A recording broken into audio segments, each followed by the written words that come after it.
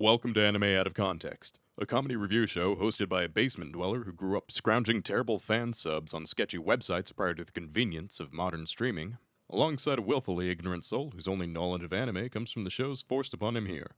This show will contain spoilers, incorrect information, and copious amounts of adult language. Our hosts are not experts on any topic, and everything they say should be taken with a grain of salt. Thank you for listening, and enjoy.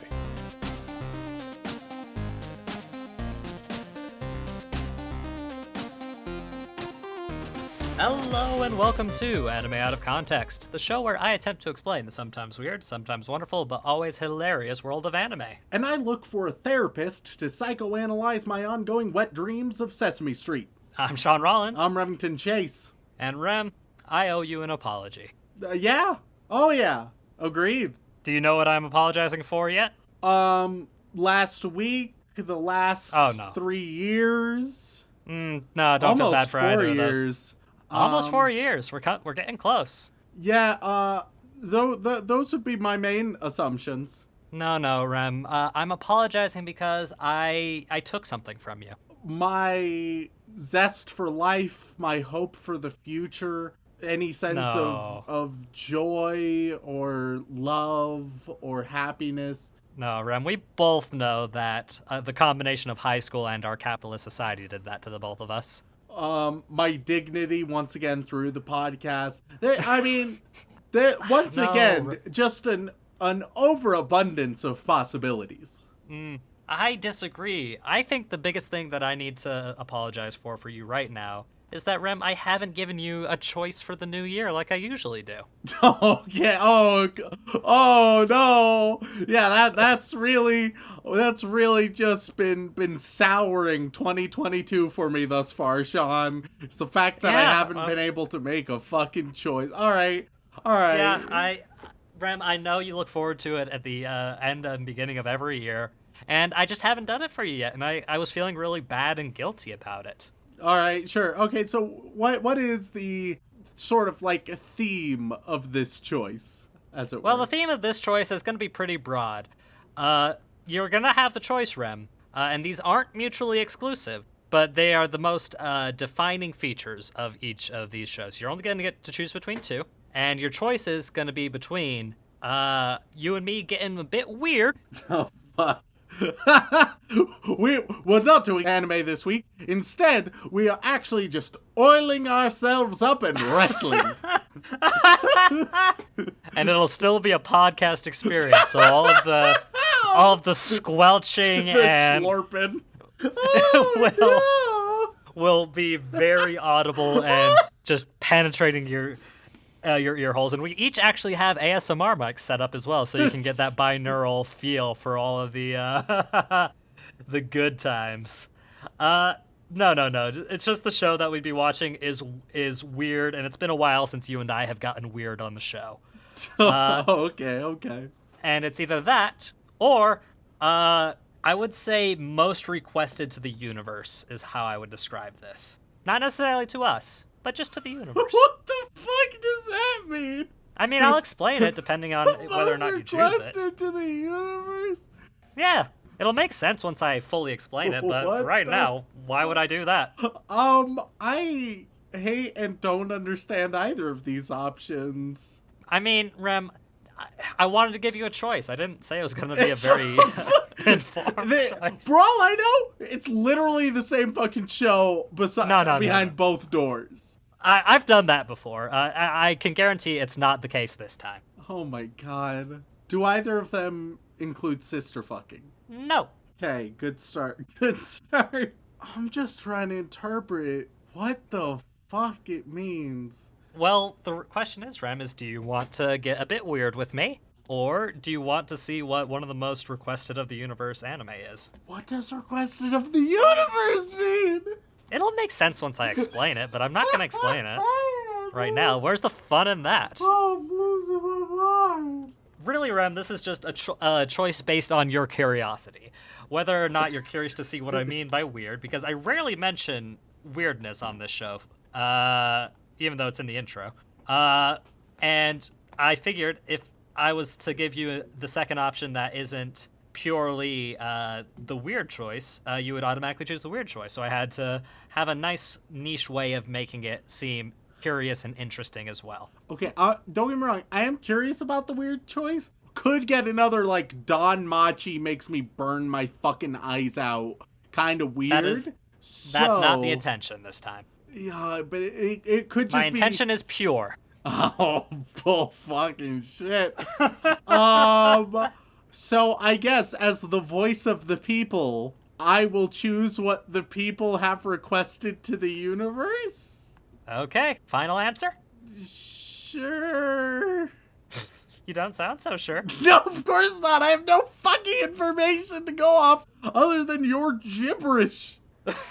But my gibberish is what's going to make this an entertaining podcast episode. Oh, God. All right. So what the fuck does it mean to be most requested to the universe? Fantastic. Well, Rem, what it means is essentially this anime that we're going to be talking about today has been is a incredibly popular manga. Violently popular. Oh, no. Probably one of the most popular manga, like, of its genre in recent years. And ever since it first was put to the page, people have been requesting an anime adaptation. I already regret my decision. I had to make it interesting somehow, Rem. And besides, if we put this in the title, it's gonna make us the big podcast bucks. Oh, okay. Yeah, this is gonna skyrocket us to the big leagues. Oh yeah, we'll get at least 2 more views than we would normally. All right. Okay. So what is this wildly desired manga turned anime? So originally this manga came out in 2016, and ever since it first started then, people have wanted an anime adaptation. And for years it just hadn't happened. And now we finally have that adaptation. The manga anime adaptation we're going to be talking about today, Remington, is simply titled Komi-san wa Komyu-sho desu. Oh, okay. Yeah, it's Nice and simple. no. I know. I have seen this around. It's one of those that's just fucking skyrocketed in popularity, and it's also been memed to shit. Oh, yes. So it essentially, if it reaches the point where even just in non-anime related memes it pops up, I'm like, oh, okay, this is super popular, even though I don't know what the fuck is going on. Exactly. The English title, in case you're curious, is simply Komi Can't Communicate. All right, so with that information and from like the GIFs I've seen, I assume that just as it says on the tin, our main character Komi doesn't talk and only basically only has very expressive facial expressions. You're kind of on the right track. Because what this story is about first and foremost social anxiety. Okay, yeah, I feel that. Yeah. And guess who else feels that? Everybody who wanted this anime adaptation. Yeah. Because it's genuinely a major, I won't say issue, but a major factor of our generation and the generation after us as well. Social anxiety is so huge and so prevalent in most people's lives that having an anime dedicated to a girl who's really struggling with it. I'm just expecting an entire episode about having to actually make a phone call. You know, you're not too wrong, actually. I'm just imagining just like an entire episode where it's just like hyping yourself up and then doing anything but. Yeah. And that's essentially what this manga is. It's a slice of life comedy manga with just a touch of romance here and there, but it's not the main thing until way later down the line. And it's all about this girl Komi, who is gorgeous beyond belief. You know, she's the quote unquote school idol. She's the girl that people are like, oh man, she's so beautiful and so mysterious, and God, I wish I could be on her level. And so everybody has kind of mentally put her on this pedestal as like the cool beauty type. When in actuality, she doesn't have any friends and is terrified to approach people because of her severe social anxiety in just about every situation. Ah, perfect. All right. Yep. And one day, the other main character, Tadano, it's the first day of the new school year in this new high school, and he, like everybody else, sees Komi-san and is kind of blown away by her. Yep. But at the same time, he actually kind of looks into it and figures out that she has this issue. And so the story is literally just slice of life comedy adventures of him agreeing to help her make 100 friends, essentially.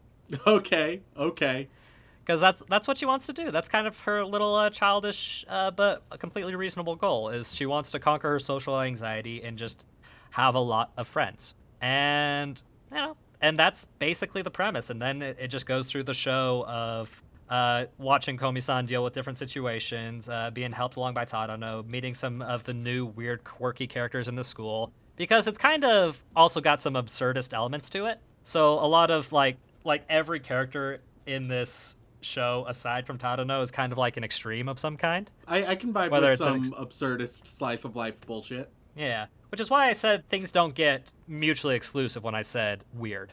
Because the show can get pretty weird sometimes, but not as weird as the other option that you would have had. But we won't worry about that.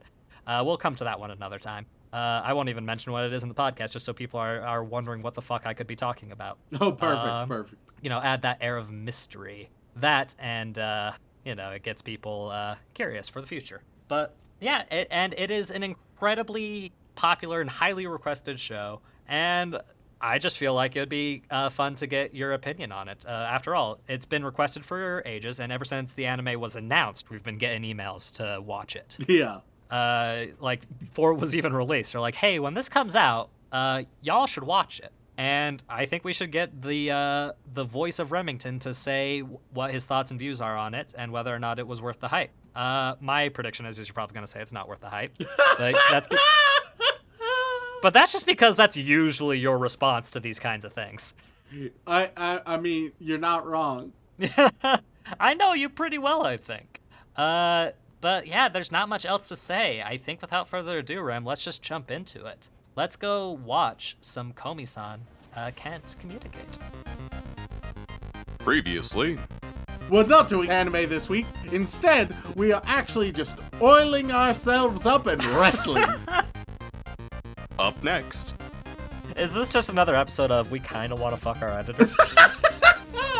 Kind of. Now, back to the show. Ladies and gentlemen, we are back after consuming the hit 2021 anime Komi-san wa Komusho desu, or Komi Can't Communicate. And Remington, you're gonna have to be gentle because the last thing we need are angry manga fans coming after us. We've already got the angry anime fans, but the angry manga fans are a whole nother species. But, I mean, Shaun, it's very important to diversify your portfolio. So We've already got one large group of people pissed at us. Might as well bump it up to 2, shall we? Yeah, you know. We haven't even released manga out of context yet. just in case. Gotta cover our bases. Gotta have broad horizons. So with that in mind, we've watched 5 episodes, and Remington, what are you thinking? I think it's going to be wildly difficult to talk about this show. And why's that, Rem? So, it's a slice of life show, right? And Okay. it's based on a manga, as you've said, and it doesn't hide that fact. It's very upfront. Most episodes are very upfront that they're taking multiple sort of small bits and stories, sometimes just moments, and putting them all together, right? And it works. I think that this show, more than almost any other that are in this exact category, it's one of the best ones in that category. And it makes the adaptation work very well. But it makes it a hell of a time to talk about, because to try and explain absolutely every detail, we would be here forever. But then, if we just get the core basics, well, then we're gonna miss out on, like, everything that makes this show special. So it's a conundrum, Shaun. Yeah, no, that actually is incredibly well thought out and deep. I was not expecting that, Rem. So, I'm going to play it by ear. As opposed to our previous episodes of this podcast, where we are very precise and accurate with everything we have ever said and done, to the point where people come to us for the real nitty-gritty details and accurate assessments. So let's start with the first episode. I can talk about just about all of it, because the first episode is the most sort of like coherent single entity thing, whereas everything else is more fragmentary. We start with the episode. We meet Komi, and everyone's like bewildered by her beauty. We also meet Tadano? Tadano. All right, cool. Tadano, we meet him. He is an average boy. His whole thing is that he's supposed to be a bland bitch protagonist, and yet he has far more personality than any of the bland bitch protagonists. It's wild. He's just a regular dude he's a decent dude, awkward as fuck, can't really manage these conversations, but boy does he try. So he's the stand-in for our Shaun, right? Damn it! I knew that was coming. Damn it! I was thinking, oh god, this feels like a setup. Oh no! Damn it! We tease, but there's also unfortunately a strong parallel for me. I think we'll get to them. Yeah. And like in a way it's flattering, but in a lot of ways it's not. Yep. So anyway, we meet our two main protagonists, and they meet each other, and then Komi runs away because she cannot communicate. Turns out they're seat neighbors, and they do introductions. Komi can't say her name to the class, so she just writes it on the blackboard instead. Tadano and Komi have a few miscellaneous interactions, but eventually they end up in class alone together, right? And he got basically knocked out, and when he comes to, he can hear Komi talking. It's like, oh my god, but Komi realizes he heard her, and she freaks the fuck out. So she goes to run, but he's like, hey, is this something you struggle with, like talking? And she's like, she goes and writes down like, oh my god, no one has ever noticed before, etc., etc. So they have a lovely little like written conversation that's like super heartwarming, and it turns out she wants to get 100 friends, and he's like, yeah, I'll be your first, and I'll help you get all the rest. Which is, it's nice and emotional, causes her to freak out and run as well. They have a little bit of vocal lessons, and she struggles, but she makes progress. And then we learn that the school has a gimmick, and the school's gimmick is that everybody is wildly unique. I was going to make a comment about this, and I didn't last time, because I thought I was reaching, but it turns out it's like super, super apt. But also, I don't know how many people are going to get this reference. Oh, what a niche reference on our anime podcast. That'll never take off. So, in part one, what I wanted to say, like, you mentioned briefly, like, oh, there's some wacky characters meeting new people all the time. And I was like, it's very reminiscent, in my mind, about sideways stories from Wayside School. Holy fuck. Holy shit, Rem. That is a niche reference. So for those who don't know, which you're gonna have to explain that.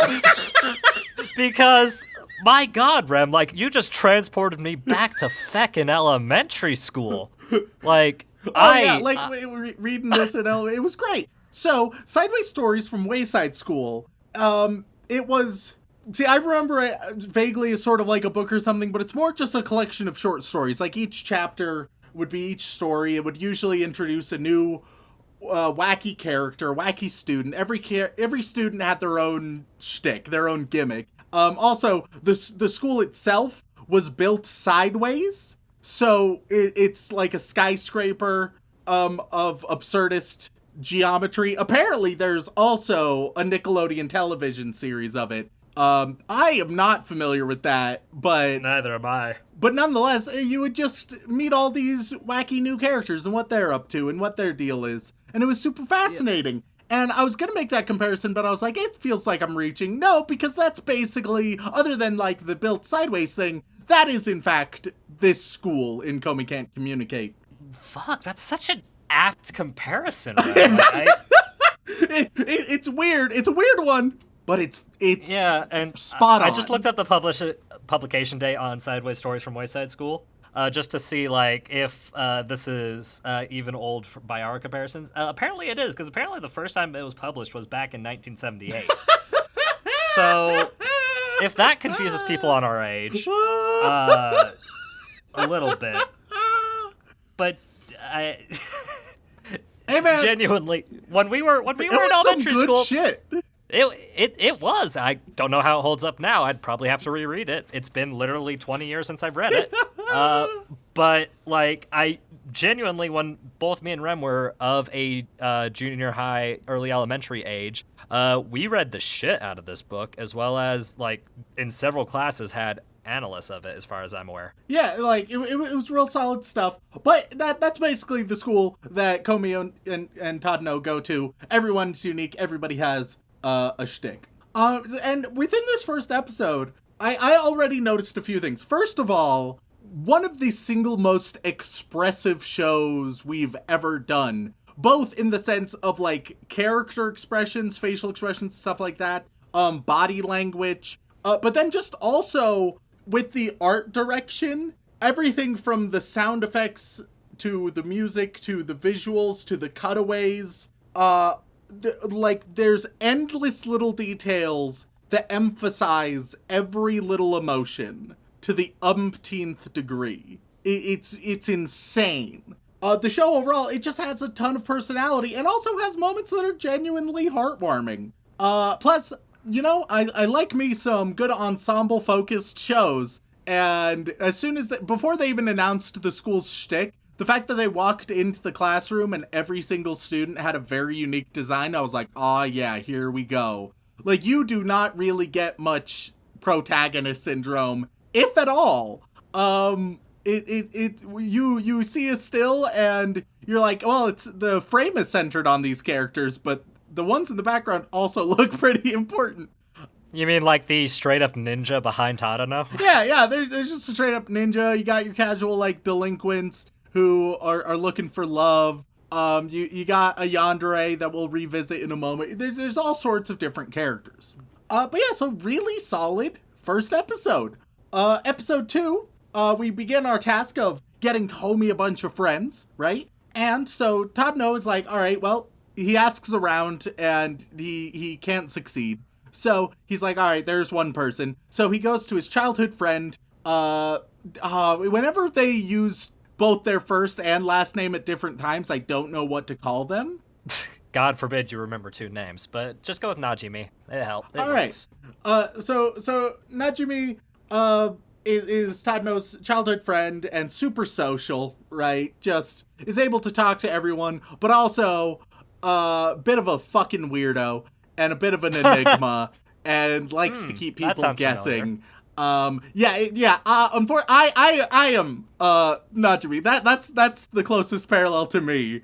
So, you know, Dylan, I guess Dylan is Komi. That doesn't make any sense, though. He's way more charming than either of us. Like, he's got his social game down pat. He may be introverted a lot of the time, but he's definitely, like... Yeah, but he can do that just, like, sultry stare, baby. Oh, there we go. His lovely, luscious, dark locks, you know, his schoolgirl outfit. It all adds up. And... Is this just another episode of We Kind of Want to Fuck Our Editor? Kind of. Only kind of. So, they with Najimi, they start talking to them and are like, hey, childhood friend, what's up? I thought it'd be really cool if you could be friends with Komi. And Komi, like, sort of struggles to ask and say, let's be friends. And they're like, nah, that's not gonna work out. And it's like, what the fuck? And it's like, listen, here's the deal. So I am literally childhood friends with everybody at this entire school. And I've met Komi before, and we talked, and she just, like, ghosted me. So it doesn't seem to work out. So I don't know. And Tadano's like, just give her a chance, and it'll be great. All right. And so Najimi and Komi, they walk home together, and it's a bit awkward, but at one point, you get a bunch of delinquents. They approach Najimi and are like, hey, you're super hot, I'm declaring my love. And then Najimi's like, not interested, also, I got a penis, so you're probably not interested. But the delinquent's like, nah, still super interested, actually. Then it gets a little rapey, which, you know, not great. Not great. No. Could have done without that. But the delinquent had dropped his house keys, so Komi tries to give him his keys back and essentially says, I key you, but it sounds like I will kill you. And he gets very frightened and runs away. And Najimi after that is like, hell yeah, we're friends. That's badass. Let's fucking do this shit. And then there's just a bit about trying to get Komi to go to the coffee shop and stuff like that. Which, you know, it's a fun bit and goes wrong. So yeah, that's episode 2. Introducing a new character who's a pretty solid character, nice and unstable in a lot of ways, but helps balance out the group dynamic very valuable. This is essentially like the most important side character. We're talking about the character in the show, not just you, right, Rem? No, I'm one of the least important side characters. I'm able to acknowledge that about myself. I have this self-awareness. So, episode 3, we meet Agari. Agari is an emotional wreck of a human. To make a parallel, this parallel makes more sense, I think. Agari is just Alphys from Undertale. The little dinosaur from God. Undertale. Oh, fuck, it fits. I'm nailing these analogies in this episode. So Yeah, no, it definitely fits, but Agari's definitely way more M, I would say, as the kids put it. what the fuck? What? M, you know, S-M. Yeah. Oh, okay. Way more masochistic. Yeah, sure. Isn't that what the kids are talking about these days? The S's and the M's? Exactly like that. I'm an adult. Alright, so Agari is socially awkward wreck who just really wants to be dominated. One thing I will say, the show gets weirdly horny at times, especially with its women, and I don't know, I feel like it's the only, like, lazy bit of character work that they do consistently. Because otherwise, loving the characters, lots of nuance, but it seems like their default is, alright, they're horny. And it's like, alright. And it's like different flavors of horny, but it's like, you don't need it in all like the female characters except for Komi. Right now, we've met, after episode 5, we've met 4 females, I think, besides Komi. And 3 out of 4 of them are super horny. So it's just a little bit of a weird thing. Not terrible, but also not great. Anyway, so Agari notices that she's being watched by Komi and is freaking out. She tries to hide, but Komi follows her. Agari needs to tell everyone that gym class is being moved, and she struggles to tell everyone, but using her fear of Komi, she uses that as motivation to tell everybody, and comes and thanks Komi for it, and they become friends now. But Agari thinks she's unworthy of being a friend, so she instead just wants to be Komi's dog, in the horniest way you can imagine. All of the horny, that's all there. Then we get a little bit about class election, where Komi is elected god, and Tadano is elected president, just sort of by default. And finally, we end the game with playing some games with some other people, and Komi is horribly lost. And yeah, so that's episode 3. Solid episode. And if it feels like I'm not doing it justice, it's because, like, a lot of those, like, the whole game playing bit, it's lovely, and it's enjoyable, but in this format of show, there's just not a lot for me to specifically talk about in it. So you're essentially saying that Komi-san is essentially a very experiential thing, that it's hard to discuss, but it's well worth experiencing. Oh yes, well, there's a lot of little details that I can't get across adequately. And if you couldn't tell, I would definitely recommend this show. It's a solid show. Like I think I have two complaints. One is the weirdly horny overrepresentation. The first time it happened, I was like, cool, totally fits. Second time, I was like, all right. Third time, I'm like, all right, it's becoming a crutch. So I think it's just used a little too much, but it's the only example of like lazy or cliche character writing. So it's bad, but it's only bad because the rest of it is so good. The second complaint isn't necessarily with the show, and it's going to require some explaining. Okay. I think the second problem I have isn't a major one, because I think the show does very well at giving a compassionate look towards social anxiety, right? But I don't think, and it's the mildest criticism, I don't think it's fully representative of the struggles of social anxiety, because like most people aren't heralded as gods despite their social inabilities. So they have to struggle against these strongly adverse forces against them, as well as trying to build up any sense of self-confidence. See, when Komi is talking about like, oh no, sometimes I just feel like people hate me, it's like, well, that's so obviously wrong. Everybody worships the ground you walk on. But for a lot of people with social anxiety, they feel that way because people treat them poorly. And that is a lot harder to work against when you're trying to work against those negative and distorted paradigms. Which isn't to say that, so in some cases that social anxiety is justified. It almost always still isn't, to the extent that it's felt. But it is a lot harder to counteract, to prove wrong in a lot of ways.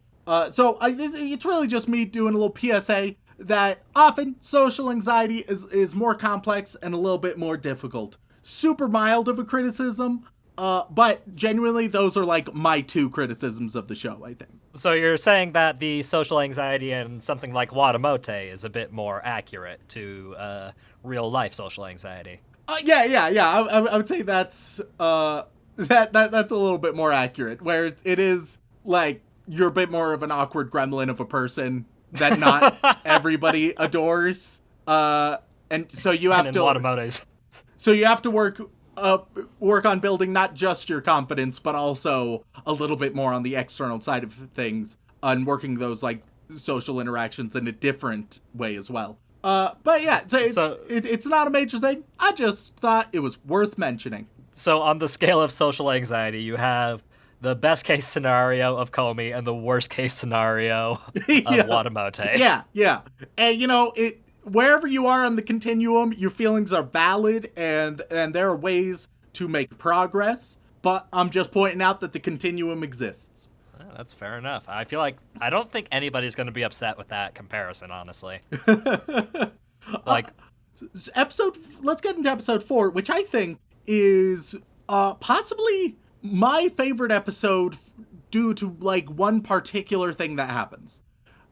So first we start the episode off, and it's a day for physical tests, and it turns out that this one girl, Yadno, I'll just keep calling her the rival because she sees herself as Komi's rival, right? She's super competitive, and she wants to show that she is physically superior to Komi by beating her at 3 out of the 4 physical tests, which these are not fitness tests. We'll get into that in the next episode. These are just physical tests, so there's an eye exam and then just seeing like your height, for example, stuff like that. And unfortunately, it's a tie, and the rival feels a little bad because the only categories she quote-unquote won were in weight and sitting height, so she has short legs and is a bit chubbier, and she's like, son of a bitch. The rival is just a silly, fun character. Then we meet Yamai. Yamai? Yeah, Yamai.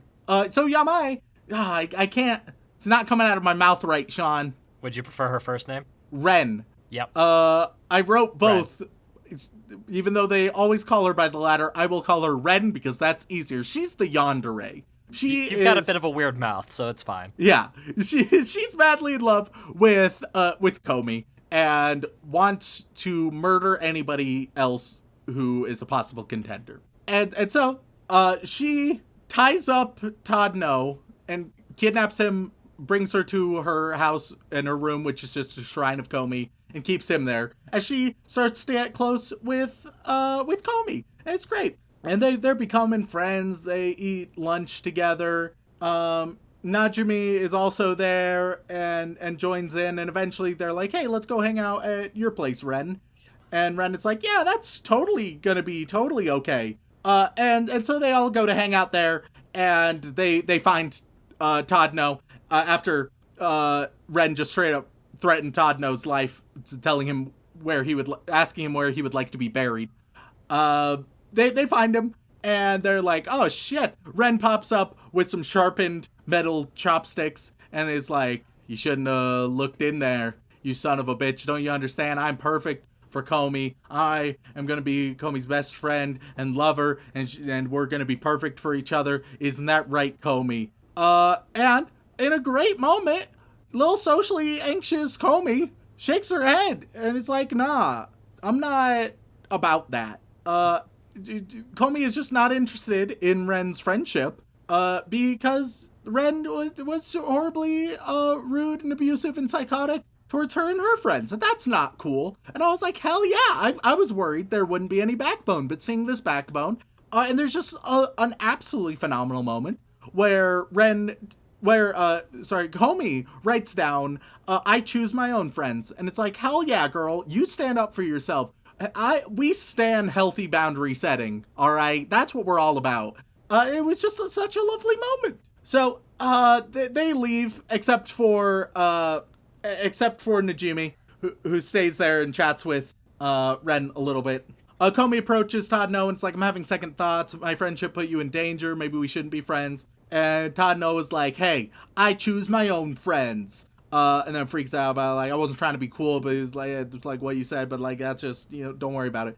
So they become friends. Ren comes and apologizes. And eventually, Komi accepts her as a friend after quite a bit of uncertainty. But yeah, I just really appreciated the boundary setting moment in this. Like, I feel like the creators of this show have a really good grasp of just healthy social relationships, which, given how much I've been ranting about unhealthy social relationships, especially romantic relationships, see, like, all my ranting about tsundere bullshit, it's just so nice to have a contrast, Well, shit. You hear that, Angry Weeps? He likes something for once. No, but I have 2 criticisms, so I'm fucked. Yeah, they're gonna lock onto those criticisms, those completely fair and valid criticisms. 1, it was a little too horny for you, and 2, it's not a perfect representation. How dare it not be perfect, Rem? You have sullied the name of this show for eons to come. And to clarify on the horny point, it's not that it was like necessarily too horny, because I don't even think the show overall is too horny. I think having multiple characters have horniness as one of their main traits starts to veer a little bit into the lazy and was also a bit unnecessary. You could have, if you had taken all of their horniness and just put it into, like, split even just between 2 characters instead, I think it would have been more balanced out that way. So what you're saying is this show would be much better if it had Master Roshi. Oh, God. I don't know if I'd go that far, but I don't know if I'd go that far. Episode 5. We open up. There's some stuff about Komi's summer uniform. Then we get into fitness test where the rival wants to beat Komi, but instead loses in all 7 categories. And thanks Komi for the challenge and takes Komi's silence as an acceptance of being rivals. So, another friend/rival, what's the difference? If the Pokemon games taught me anything, that's the way it's supposed to be. Which is why I always named my rival something very healthy and wholesome. And certainly not something like Buttface. Fucking Buttface. So, we have the main trio. They all go and hang out at Komi's house, where we meet Komi's mom, who looks exactly like Komi, but is like super social. And just it's super social in like, I'm going to describe it as like a Disney Channel personality. Like the kind of shit you would see a Disney Channel child do, that's Komi's mom. Where just everything is extremely over animated, right? And over the top. So the exact opposite of Komi in a lot of ways. 100%.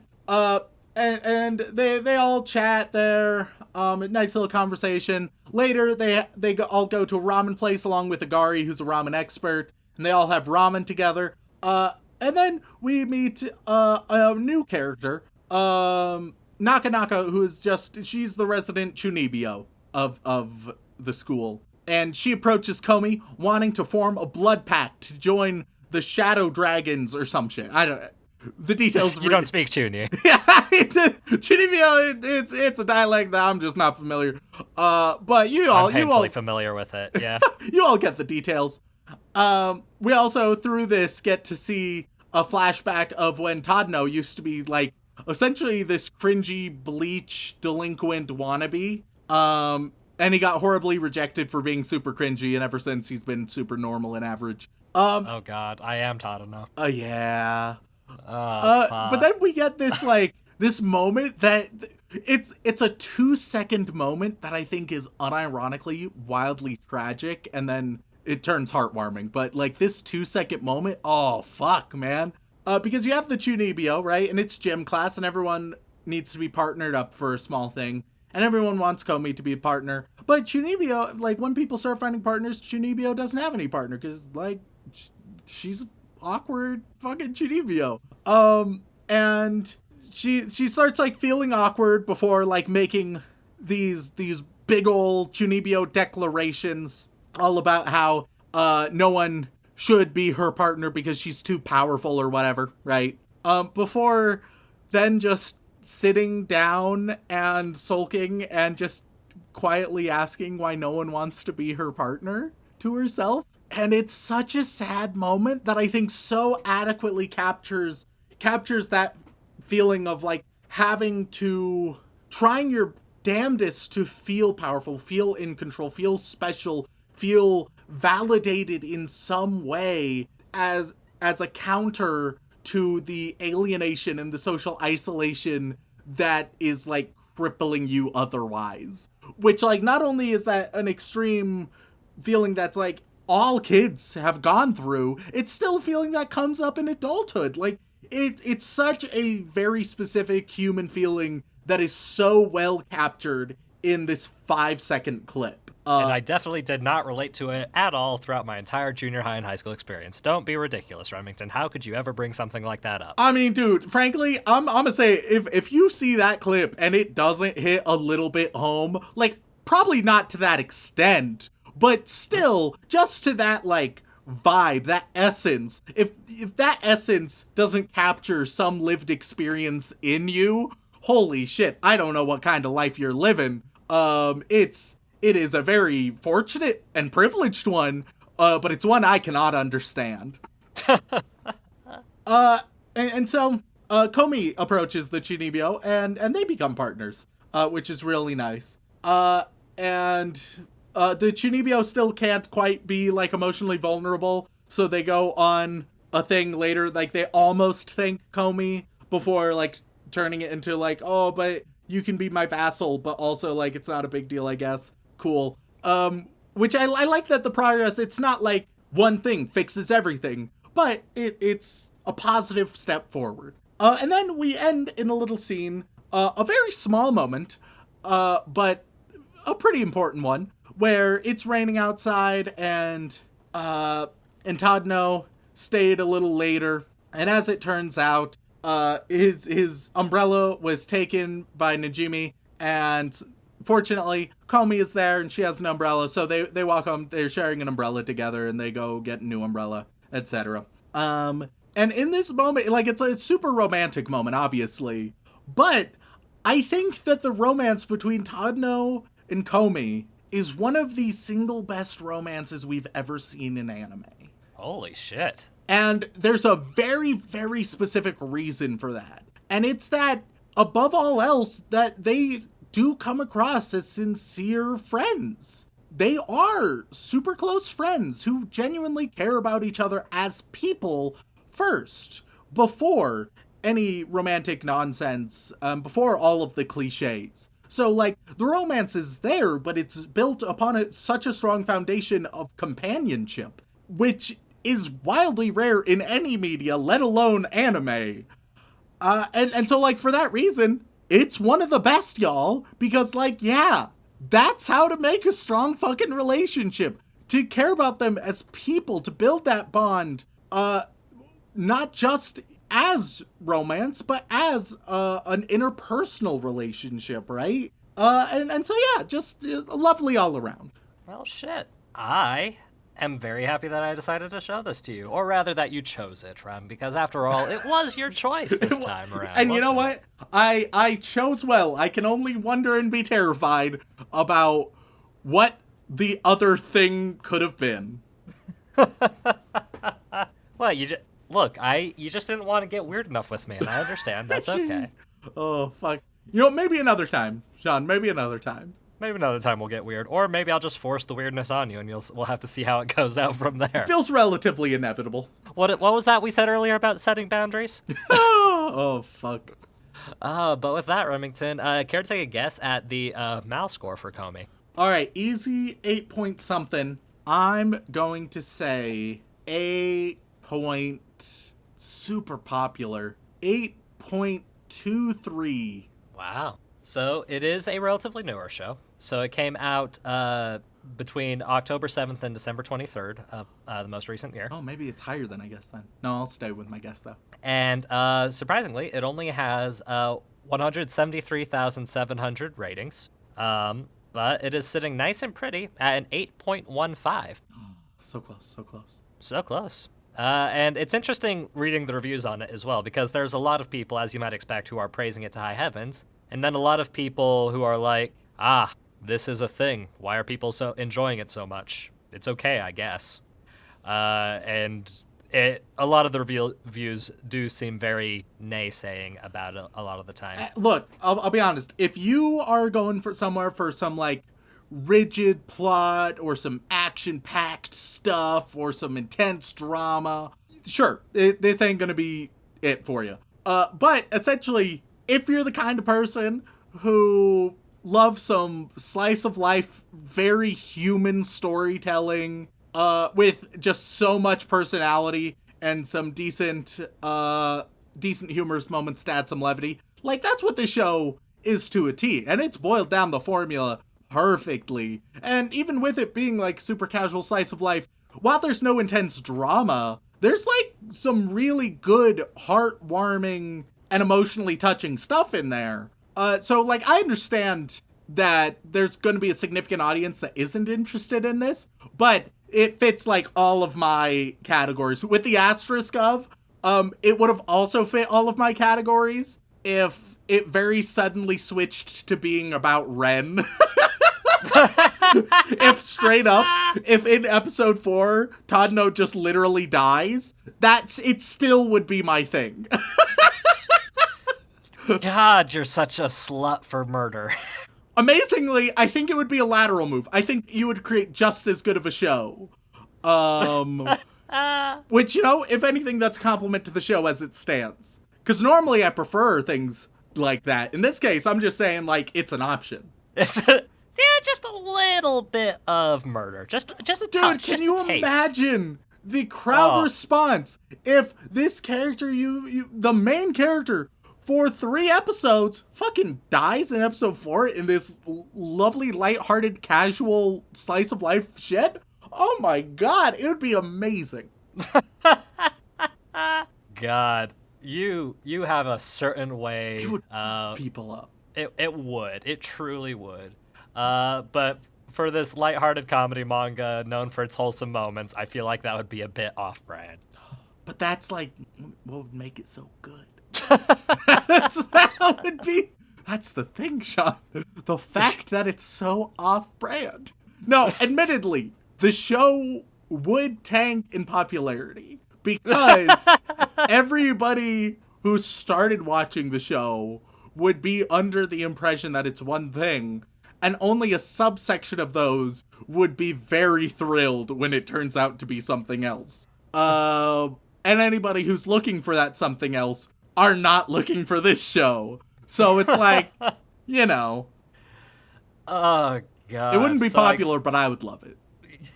I think that's the tagline for our podcast, isn't it?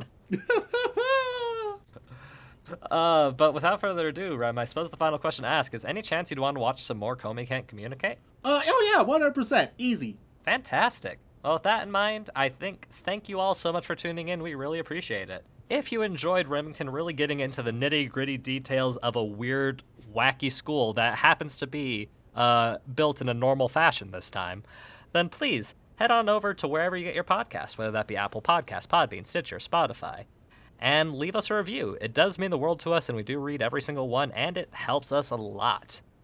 And if you'd like to support us more directly, we have a Twitch channel, twitch.tv/animeoutofcontext, where myself, Dylan, and Remington do occasionally play video games and chat. And if you'd like to support us even more directly than that, we do have the lovely patreon.com/animeoutofcontext, where you can gain access to all kinds of lovely bonus material, including having the opportunity to have your name read aloud on the podcast, which I will also mention to all y'all out there who are changing your names to recommendations. It's not going to keep working. The only reason I did Komi-san this week is because I thought it was very relevant and I wanted to talk about it. And I gave Remington a choice. So all y'all, you gotta don't love think it. you gotta have love power. it when the podcast is like, no, you don't. We're not listening to you, Baka. It's real good. Real good shit. I don't want them to think they have this much power is the issue, Rem. After the fucking Toradora incident when they feckin' unionized, I just thought to myself, oh God, this is going to set a bad trend, and I was fucking right, because every other one of our patrons have changed their names to what they want most in the world, and some of them have started threatening us in them, which is a wild way to get what you want. So yeah, Rem, who are we thanking this week? Well, as always, we would like to send our regards to all of our bland bitch protagonists, as well as our magical girls. But moving on, we reach our yandere waifus, who are going to tie us up into their bedroom shrine of another woman and threaten to murder us. And on that list, we have Alex, Xanax, Yandere Neko, you hear? Why Shaun? Walk Me Home Gently, Veiny Jordan, Juliana, Totally God, Time to Assault Rem's Brain, have him watch Assault Lily as my last White Sword set recommendation for now. They're taking a stand. It's the same kind of stand as Rare Kumiko. The Susanator, the cactus crossed the road because it was stuck to the chicken. That Film Guy, Team Dulu Patrol Officer Spark Project, Sticky Jelly, sorry about calling for Etchy BS, my name didn't update when I wanted it to, this is Mechanic Weave. Silent Secondary, Shoujo Addict, don't send help, send me more romance tropes because my husband isn't a romantic, is the title of my light novel. Shaun, it's been 3 years, you still owe me a Madoka Magica revisit. Shaun needs to get Rem to watch The Testament of Sister New Devil. Shar? Oh, Sarah Birch, Salty Pretzel, Ross Palmer, Rhiannon Williams, Remington Merrill, Remington has bottom energy, Rem needs to be ransomed by Black Lagoon, Ready to be Isekai'd, Nope Rope 89, No Waifu No Laifu, Navi, Mike the Mutilator, Matthew Drum says Rem's a bitch, Marky Hughes, Man the Fern, Mike Chop 92, Mad O2 Max, Lukey O, Luke Offenberger, Lonely Geek 23, Locked in Daddy Rem's Basement, Don't Send Help, Kazu Morocco, Casey Mosley, Cassidy, Just a Traveler, Jax, Jam Hands, It Will Not Be a Simple Matter to Catch Her, warns Misaka, Ichigo Simp 015, I Want Rem to Ruin DITF for Me, I Remington enjoy Moe Lolly Girls, I Remington am known as the voice of the people and those people say Toradora, I put a $200 Taiga figure in a mason jar for the exact reason you think, I have the power, I could be the hero, I could be the villain, it doesn't really matter, I can make this idiot say anything. I guess you're on Keter duty. You thought this was another Green Day repeat, but it was me, Dio. Hunter Davies. Hey, you, slob on my knob like corn on the cob. They can be head like Rem in bed. Do a moan. Hey, Rem, let me tongue punch your fart box. Glenn Michael Dolan. Gavin in parentheses, the Goblin King, join my army, please. A fuck of love Foxen Boy. French anime fans are known as weebs. Farmer Weeb wants you to buy $3.5 million in Pokemon cards. Fantide, Fallen Ghoul, Epigamy, Dracula United Hentai Production Manager. Does Shaun have a microphone tail plug to match his headphone ears? Oh, fuck. Oh, God. Dr. Zorgonite, Dua, Datatype, Darkstorm713, Danny Morabito, Creed 13, Shy 900, Christian Moss, Chocoboac, Cheese Monkey, Cage in the House, Brockhard for Geodudes, Be Like Harry and Don't Fuck Your Sister Unless It's Your Redheaded Best Friend's Sister, Ariel Bird, Andrew Rauke, Elise Howard, Alpha Weeb Wants and Joey Wheeler, Hey Yoog, Sam, Believe in the Heart of the Cards, AJ Honey, Adam McLaughlin, thank all of you so much, but we move on across the pond over to Hogwarts, the boy wizard tier, where everybody is going to be placed in a horribly socially awkward situation. Oh, God. I know. They're supposed to be rewarded for this, I'm not. Hey, man, it's give and take. Maximilian, you are going to have that situation where you meet someone you kind of know at, like, a grocery store. And it's like you both made eye contact, and, like, you were aware that they were there, but you were not going to bring it up until y'all made eye contact. Oh, God, yeah. Oh, fuck, I've been there. Holy shit. What is love? A vow, a band of gold, an ephemeral state of mind, or an action, perhaps a gift. A gift only truly received when reciprocated. You are going to get being set up on a date by a really close friend with one of their other close friends that you've never met, and there's just no chemistry there. Oh, been there. Watch Komi-san, watch Komi-san, watch Komi-san, watch Komi-san, watch Komi-san, watch Komi-san. See, that's what I'm talking about. That's what I'm talking about right there. He wants to emphasize it was not for you. Don't worry. I chose it. It was all for you. Don't encourage this shit, Rat. All right, but you are going to get the situation of getting on a bus, but realizing that isn't your bus, and then having to decide when to get off the bus and then pretend like there was any reason you meant to get on that bus in the first place. Warning, you have reached the bottom of the barrel. You are going to get when someone approaches you and is like, hey, and like uses your name, and you have no idea who the fuck they are. Oh, God, that happens to you and me so much. It's rough. Not even for podcast reasons, just existence. Just life reasons. Tony the Great. You are obviously going to get that situation where you're going to get that situation where you're looking something up on a computer and when someone is there and you want to show them something, but autofill is not your friend. Autofill betrays you. Silicone Spectre. That's awkward. You are going to get the situation when someone waves at you or is going for a high five and you go to reciprocate, but that was not a wave or high five for you, bud. That was for someone else. Hate that. Shaun, I have to admit that I watch Boku no Pico in my free time and I love it. You are going to get when you're in a conversation with someone and you've already exhausted all of your like casual conversation enders, right? Wow, you know, I probably should get to go doing this or shit like that. But they just keep talking and you don't know what to do. Shaun Senpai, why haven't you shown me the Superior Studio Ghibli film that's full of kawaii, Kaneko-chan's, and The Baron? You are going to get watching a movie with your family and just a really horny scene comes on. Just they are going to town. They're boning. Like the first time I watched Game of Thrones with my family. That was an interesting experience. Sean McDreamy, you are going to get literally just having to call someone on the phone, or even better, you're waiting for an important call, so you have to answer all of the calls you don't want to. It's not a good situation. Pocket Gamer 513, you are going to you know what? You're getting on public transportation, and all the seats are taken, so you gotta decide who to sit by, and it's just awkward. Whoever you choose, like they don't want you to sit next to them. You don't want to sit next to them, but you gotta sit somewhere. It's just not a great situation. That's why I always stand. Even on the bus, I get in trouble for that. Was that for Pocket Gamer? I think so, yeah. Cool. PL Mayor, you are going to get when someone like compliments you, which is really cool, and you thank them for it, and you're like, all right, cool, nailed that interaction. But then they like keep complimenting you, and like you're not sure if you should like keep thanking them or like what. God, and then you have the extra layer of, is this flirting? Pilkster, the Symphogear advocate. You're just gonna go. You're walking down the street in one direction or down the hall in one direction. You realize it's completely wrong direction. So you do that 180, and then you like pretend, as we all do for some reason. We like pull out our phone and are like, "Oh no, I just got a very urgent message telling me to turn around." As if literally anybody cares.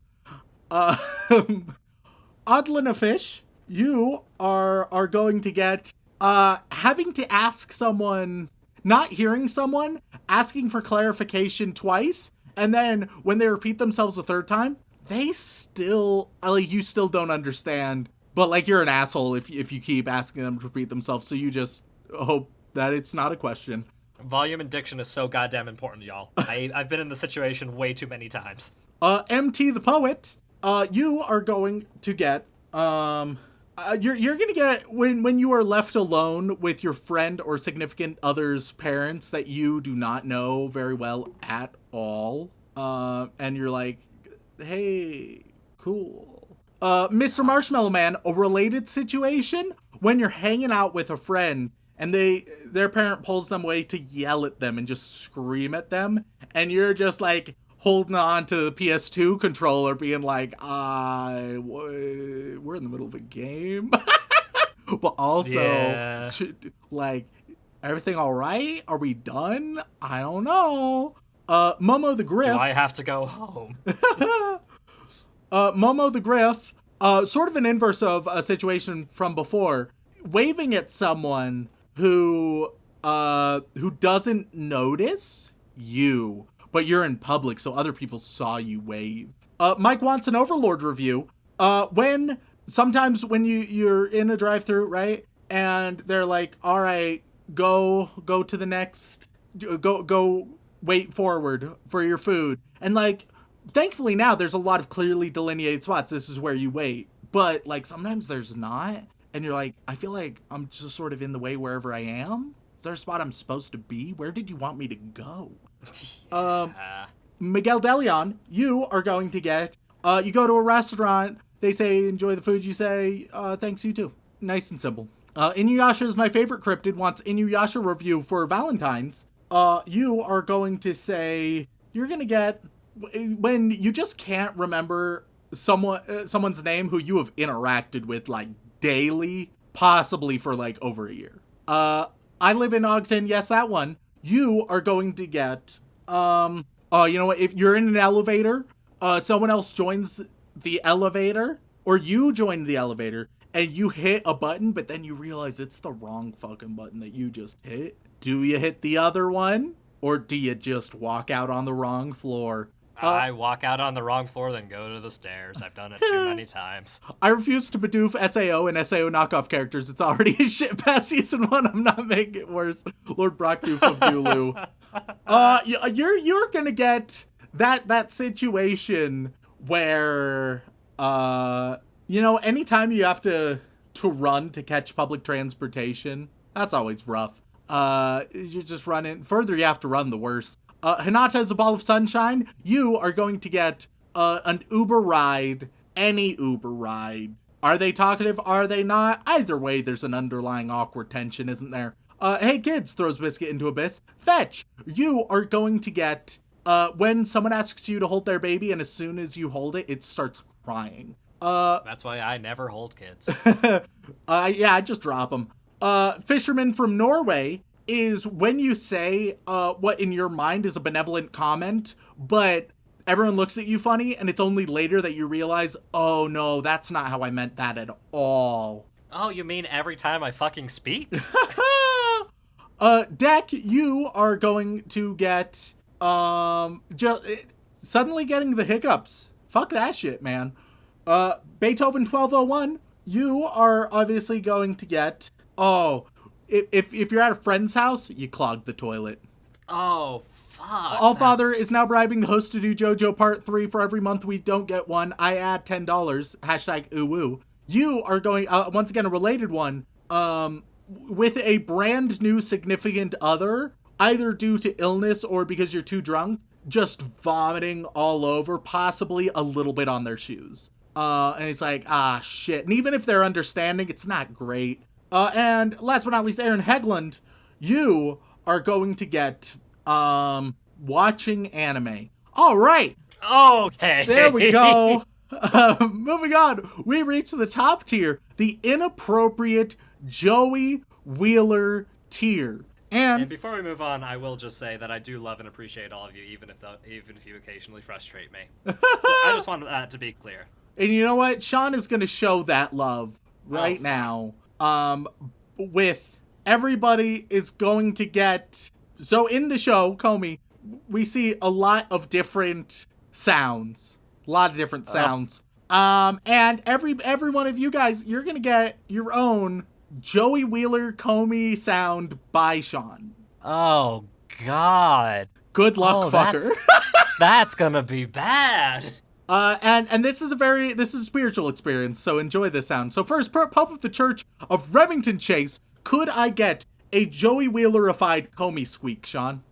Yeah. Excuse me? I don't know what came out of my mouth.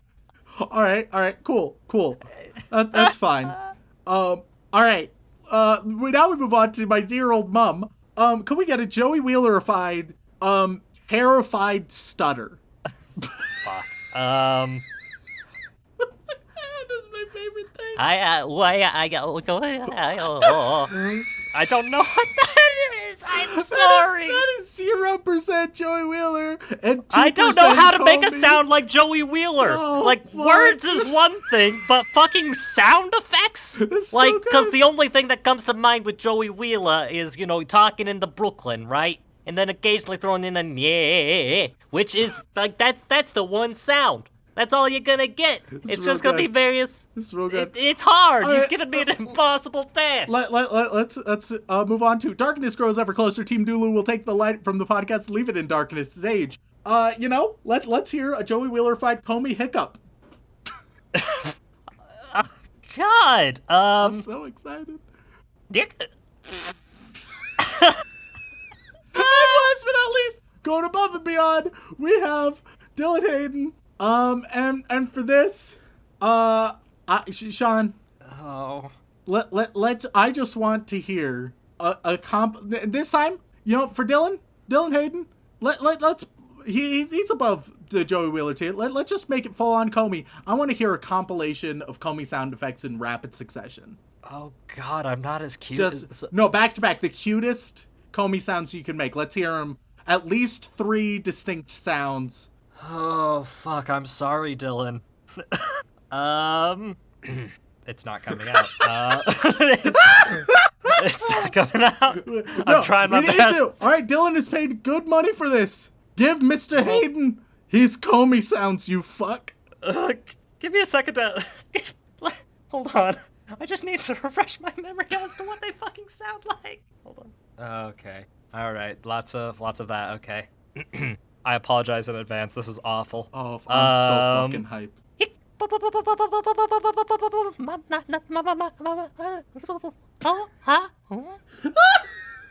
everything I wanted it to be.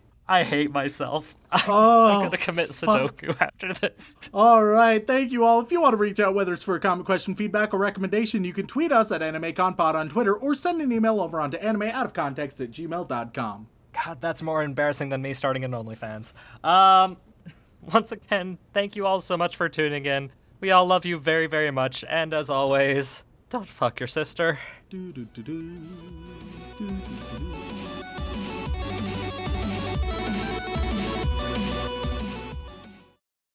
I'm hoping it's Big Bird's big penis.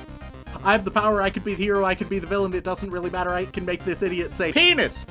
Could you please not make me think about either eating or fucking Big Bird's big pussy?